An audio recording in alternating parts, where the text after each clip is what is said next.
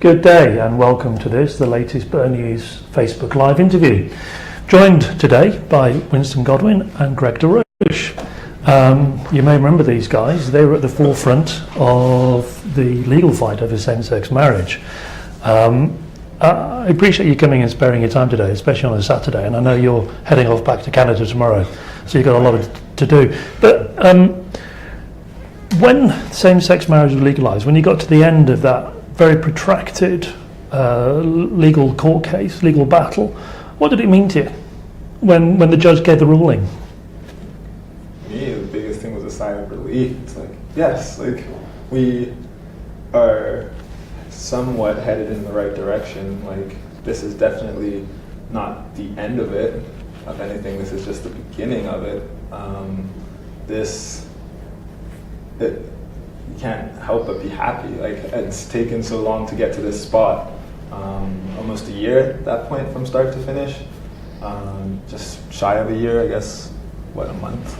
Shy of a year. And it's like, okay, awesome. Like, we actually did this. And like, honestly, like, how can you not see it? The facts are there. It's quite clear in black and white. But yeah, I think it was just, okay, this is awesome. This is great. I think we underestimated what it truly meant, though, to be honest. Like, to you or to? To like, even after the court case and stuff, and realizing how much it meant to so many other people. And with, like, didn't even think of cruise ships and that sort of thing. Like, that was just another, I guess, effect of it. Mm-hmm. But I think more so the people that have come out to us and said thank you for doing this, because they couldn't themselves. That was in Bermuda. In Bermuda, yeah. And it's like, that, I think, is probably one of the biggest things. It's like, we knew that it was never about us. Like, it was never, again, we could have easily just not even taken this on and done it in Toronto and just call it a day and be done with it and not have to worry about it. But I think when we spoke about it, this is something that we really wanted to do. But why was it so important to you? For me, and I think Winston kind of hit most of the things that I agree upon. It was not about something that was personal to our relationship so much. It was more how it would impact the LGBTQ community in Bermuda and their kind of day-to-day life and just going about day-to-day life and being able to get married and have their relationship recognized in that sense.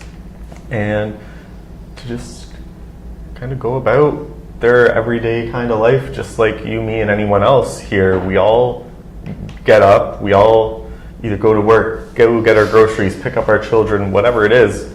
All of us humans do that. So it's very much about the principle, was it? Yeah, like, exactly. How can you not want to be a part of something like that? And it's, how do you not see that it's worth fighting for? Mm-hmm. Like, again, you can compare it to many other civil rights issues, human rights issues.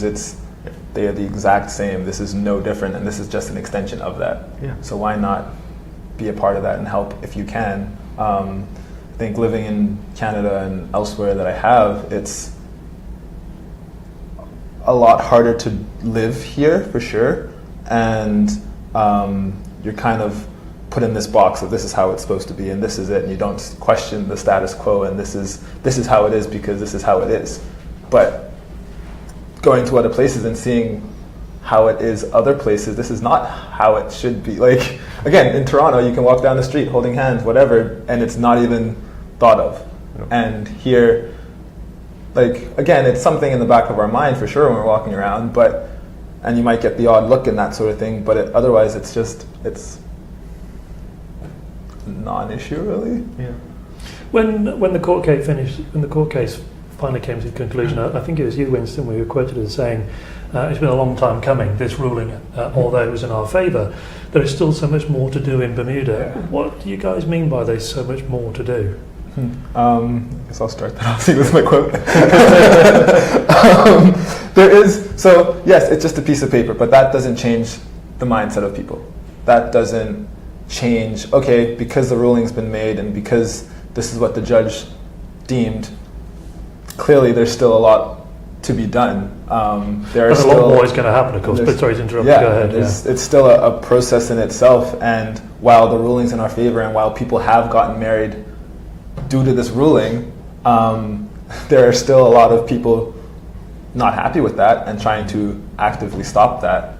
And so that in itself is something that we're working on. It's unfortunately it's still something we're trying to keep here. Because Bermuda, if they were to do it, it would be the first country to take away same-sex marriage.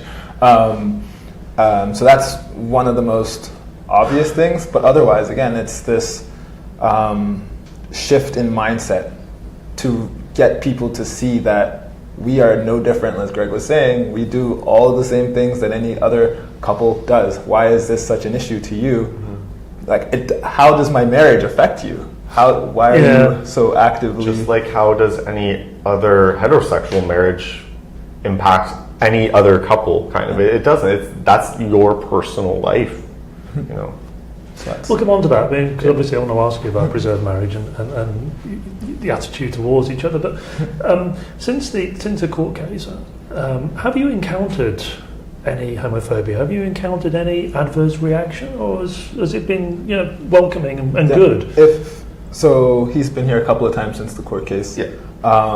And when you're looking at the reactions, it's been honestly nothing but positive. Yeah. Like he came to Harbor Nights, we walked down the street and we were holding hands at one point. And people recognize you. People recognize us, and it's like, or even like going to America's Cup in the Village and stuff, like people were cheering and clapping and we're like, things like that. You're like, you're not sure what to expect, and obviously again, when you're holding hands, you're conscious of those sorts of things and the stares, because it's different. So people are gonna stare, and it's like, okay, whatever, I don't really care.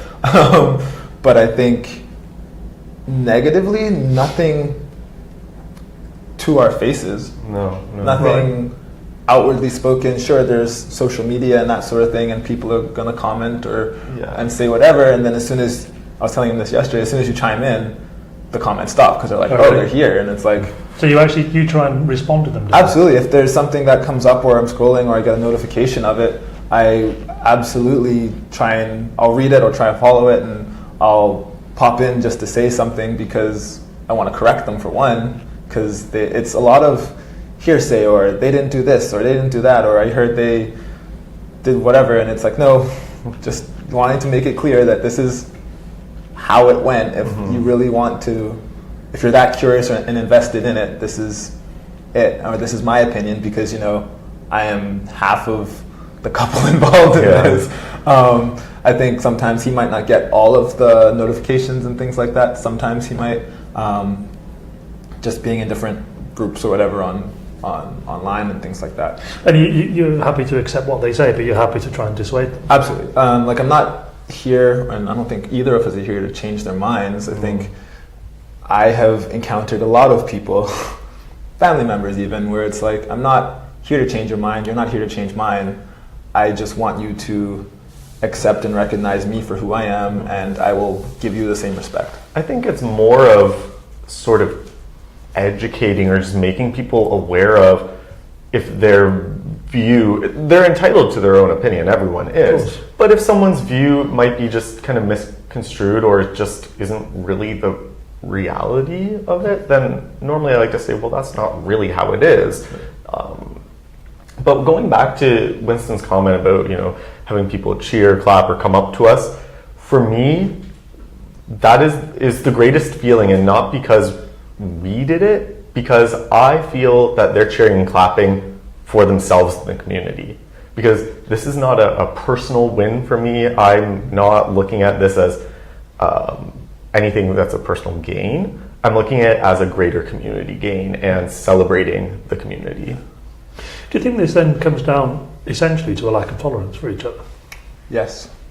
I think there's a lot of visibility issues, and when I say that, I mean we are only one couple in this very large community, and I think people underestimate how big the community is. There's a silent minority there that aren't necessarily coming forward, either one, because they aren't comfortable with it, two, it's just not something that they want to throw their support in that way. They'll come up to us quietly and say congratulations, but I think sometimes there needs to be more visibility. People don't recognize or realize that it's their brothers, their sisters, their aunts, uncles, fathers, parents, whatever the case is. Those people are there as well, and even if they don't say anything, again, there's a lot of struggle within themselves. I think we've all kind of gone through that at some point or another. When you're trying to either come out or just be comfortable with yourself. There's a battle that rages on that no one else has any concept of, and eventually it gets to a point where you can't deal with it anymore, and there's a couple of roads that you take. One's a very negative one, that it's unfortunate and lives are lost, and there's so much potential in those lives that are lost, but there's a lot of outward negativity that they face that they can't grapple with, and it's unfortunate. The other option is reaching out and being vocal and being visible and saying, hey, there is other people going through what I'm going through. Like, I am so happy that I got to go to Canada and experience everything that I did, life, cultures, everything, just to expand my mind, to realize there is life outside of Bermuda and life is still going on, and diversity is beautiful. Here you don't get to see as much diversity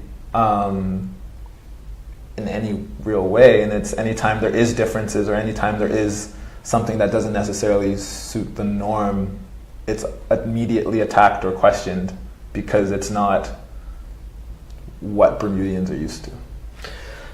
Just moving on a bit from that, have you reached out, tried to speak to any members of Preserved Marriage? And I'm not talking about Wayne Football, that's Wayne Football is separate to this, but have you or would you consider talking to Preserved Marriage about this? I would absolutely consider talking to Preserved Marriage about it. I don't understand why not. I think when the court case and referendum and stuff was kind of in its early stages, they were so vocal against it. I was like, well, how about you come and talk to me? I have no idea who's in Preserved Marriage. Like, there is no face of Preserved Marriage for me. They often hide behind stickers and signs and flyers and Facebook ads. I would love to see someone come up to me and make their stance and argument as to why, and we can have a discussion about it. Because this is the point, isn't it? I mean, you're fighting what you think is right. They're fighting for what they think is right. And they can absolutely fight for what they think is right, but show your face. Don't hide behind it. I think, again, we've gotten to a place where, well, we have no real choice to not, but I think, again, I don't know a face of Preserved Marriage. There's no face of Preserved Marriage. People often assume that we're the face of the LGBT side, but again, we're just one couple in that, two people in that, and there's a lot of people that have come up to us at least and thrown their support behind us. Is it possible for you guys to have any sympathy for them in the sense that they are trying to fight for what they think is right? I mean, I guess in a broader context, for me at least, I understand they're trying to express their opinions and their views, and I respect that as just a general human right.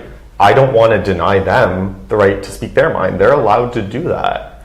But I think in saying that, it also just sort of validates us and our argument more because, again, we're fighting for human rights. So I think it's kind of a bit of a gray area, I guess. Yeah.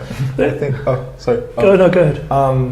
I think, again, I have no problem people voicing their opinions and having discussions and having debates. My problem is when you are actively working to deny someone a right. In us doing what we did, I don't think we're ever denying anyone anything. I think we were actually helping others achieve what everyone else has. Empowering. Yeah, and I think with the opposite side is they're not just trying to stand up for their side, they're working to stop us from having the same right as them. We'll give you that right, but everything except marriage. And it's like, how is that fair? I don't know. I don't see how, like, the problem comes when you're stopping others from living the life that they choose to live. And that's kind of where the impasse is reached. As we end up going to court. Yeah. I've been looking at their website, Preserve Marriage, and when it says about us, it talks about a few should not decide for the many. In a democratic society, the people should decide before any major change takes place, because redefining marriage will reorder society. Do you think it will reorder society? So how is, I guess the question for me now at this point is, that ruling was made on May 5th. How has society been reordered? Are we in some crazy society now that, like, pigs are flying and other things are happening? Because nothing's changed. My thing is, we're not imposing some sort of gay culture or gay agenda on heterosexual people. It's not ramming basically some sort of gay culture or ideas down their throats. We just want to live our life like everyone else. We haven't gone around preaching anything, really. We haven't gone door to door with books or anything, preaching our agenda to anybody. At least I haven't. I don't. Have you? So, like, I think that there are. It's very ironic that that is the case, or that they feel that we have an agenda of some kind. Yeah. Because that's absolutely not the case. If anything, certain meetings that happen on Sundays, where you're taught specific things according to this book. Like, I as a kid, sure, I went to Sunday school and that sort of thing, and but I think at the same time, that book is, you have to look at it in a non-literal sense, and to look at it literally is a problem in itself. And you have to take the teachings, sure, and use those teachings to help guide you if that's the case, but taking the book literally is when you start to come into problems in a modern day society. You mentioned the court case was on May the 5th. Seems like a long time ago now. Did you think that was it? Were you anticipating? I mean, I'm going to come on to there's a lot happened since, a lot been said since, but at that particular time, do you think that's it? I personally felt like, I guess on a grand scheme of things, yes. I knew that there would be probably some small things, loose ends to tie up afterwards. Be it, just discussion of whether people were going to appeal, whether they're allowed to appeal. I just knew that there could be talks of that. But I don't know, I kind of just had this inner feeling that, with this ruling, I was like, it'd be really hard to appeal it. I just personally thought. I'm thinking, I don't know what real grounds they'll have. Of course, I wasn't able to make it physically to the court case, so I couldn't hear the opposition's arguments. But I was kind of just thinking logically in my head and thinking, I don't really know what kind of grounds or what really more they could push forward to kind of appeal. We know that obviously government said it wasn't going to appeal, so that's been taken care of. But what we've had since then, of course, is a general election. And in the manifesto of the PLP, which won the election, as you know, it says the issue of same-sex marriage remains a matter of conscience for our members. We accept that same-sex couples should have similar legal benefits as heterosexual couples, save for marriage, and will introduce legislation to achieve this aim. Now, before we come to the legislation that's still outstanding, we mentioned Mr. Ferber, what do you read by, what's your reaction to when it says similar legal benefits, save for marriage? I mean, there's a couple of very distinct things there, aren't there? Like, my thing is separate but equal. Like, how does that, like, we've had this similar issue arise in the past. If you compare or talk about racial issues, it's the same but different. You get this and this, but you don't get that. And it's like, how is it equal then at that point? Because it's not. But it's similar to. It's similar to, but you don't get everything because you're that way or you live that lifestyle or whatever the case is. And I think again, if you replace the word gay with black or white or whatever, like, how do you not see the issue with that? So when you read that, when you made aware of that, do you think, oh, here we are back to square one? Yeah, in a lot of ways, because yes, legally, this is like, the judgment has been made, but obviously, like you said, a lot of things have happened since then.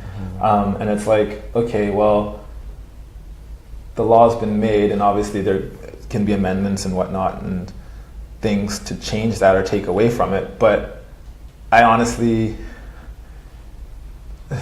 I didn't think it would be like this. Like, we're gonna be the first country to take that back. Well, it hasn't happened yet, has it? It hasn't happened yet. And if it does go to that point, I think it's kind of unfortunate. It's like, where do you go from there at that point? Like, I think the argument was so clear in like black and white, like when we first started it and we were talking to Mark about it and all, it made sense. You're like, absolutely, because how does this not make sense? How could we not lose, like, how could we lose this case? Was my thing. And it was, now we're at this point, it's, what do you call it? What, is it fair? Does everyone seem to think it's fair that we'll give you everything and all the rights, but we don't get marriage? Yeah. What do you call it? Or what is it?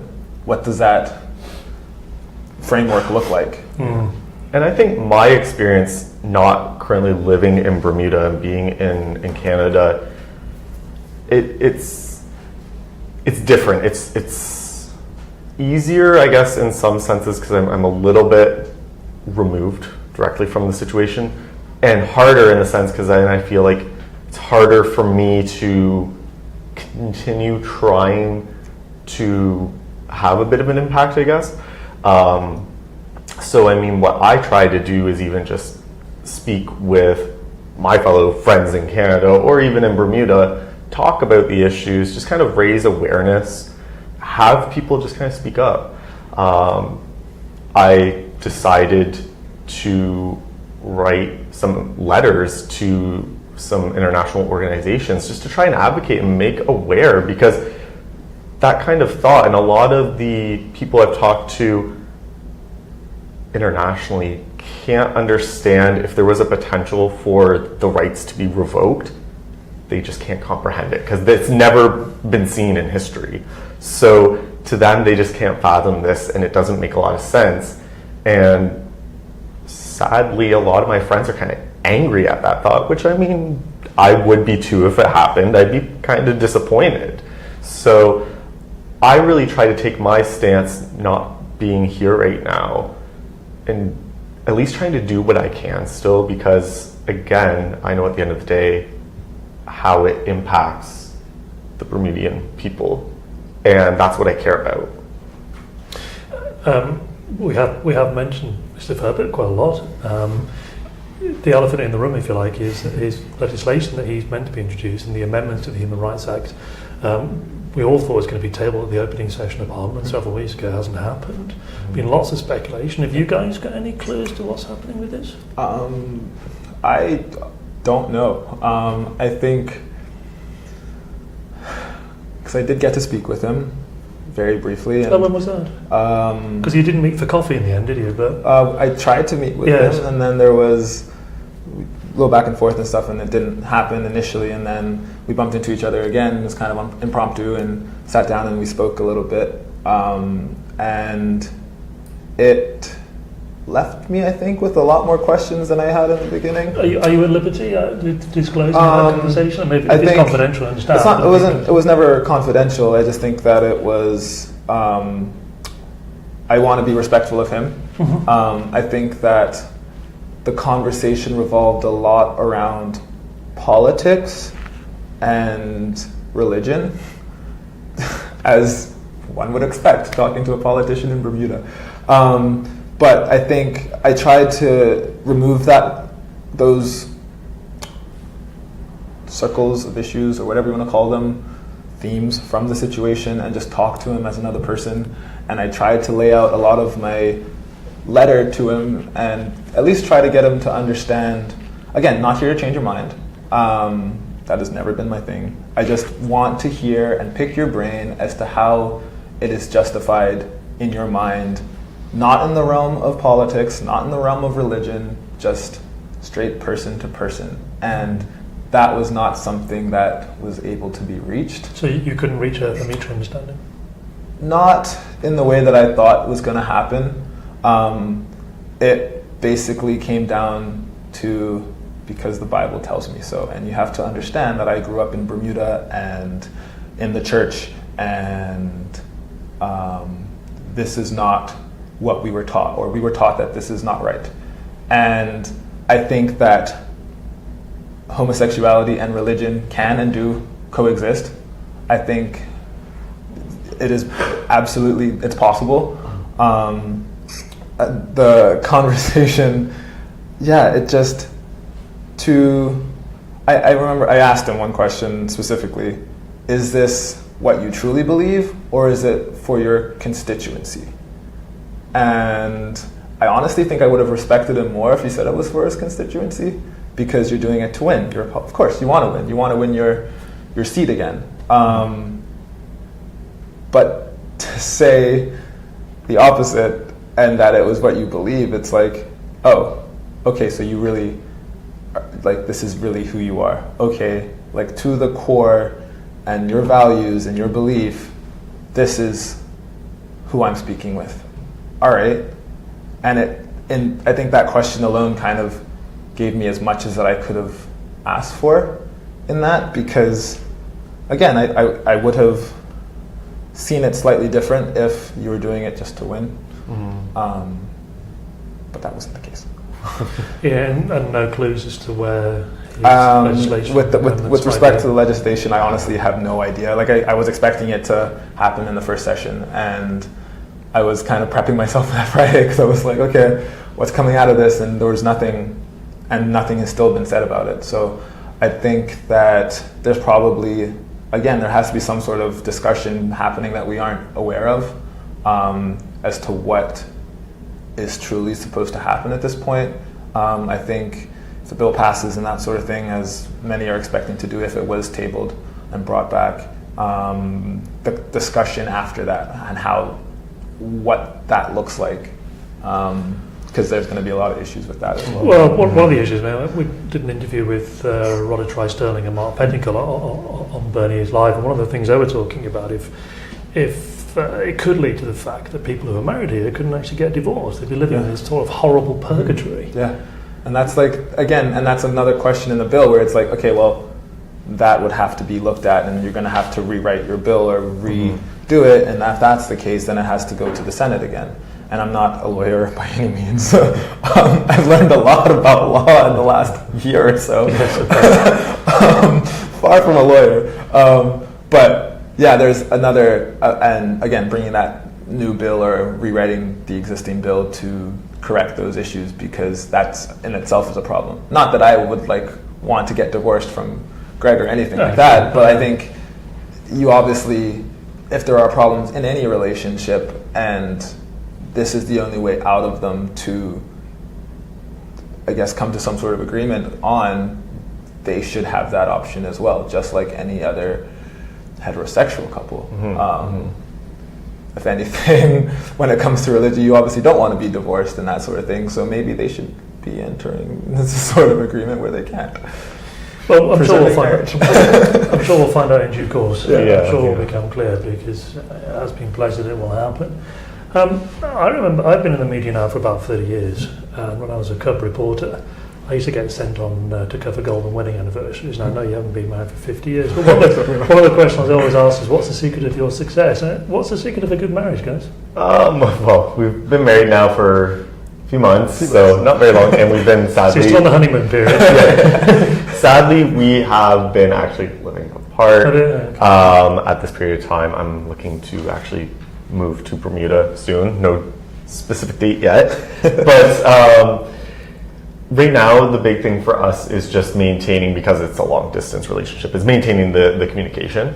I think that's basically priority number one, and really trying to not let the, I guess, I guess, general stress that comes with such a social issue and this whole court case and all the things that come since that, to really interfere personally with our relationship. That's Have you succeeded in doing that? Because when you come to Bermuda, you were in the limelight a little bit. Yeah, and it's like the biggest thing is like, again, while it's important and while we've done a lot for the community itself, at the end of the day, it's me and him. Yeah. This is the marriage is us. Absolutely. And so focusing on that and keeping that as the focus of us and not letting the other stuff kind of interfere as much. Everyone has an opinion on everything because that's just how life is. But again, the communication's a big thing, talking to each other. We talk every day, FaceTime or otherwise. And it's still very much a honeymoon phase. So anytime we get to see each other, it's like an extended honeymoon, really, at this point. And that's, talking is the huge thing. And even just hearing his opinion on some of the articles that I sent and things like that, it's like, it's awesome and encouraging. Or even just messages that people send to us. It's like, oh, I got this message.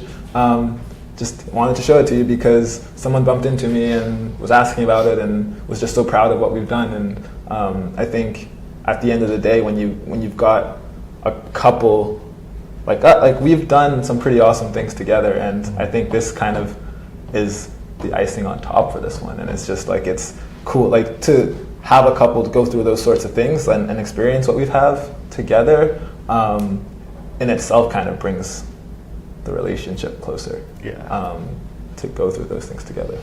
I can tell you that of all the interviews I did with people celebrating their golden wedding anniversary, there's always a bit of give and take and compromise. Yeah. Oh yeah, for sure. Yeah. On that note, guys, really appreciate you turning up. Thank you very much, Winston. Thank you. Thank you very much. Thanks, Greg. Thank you Great so to much. see you. It's Thank good you. seeing you.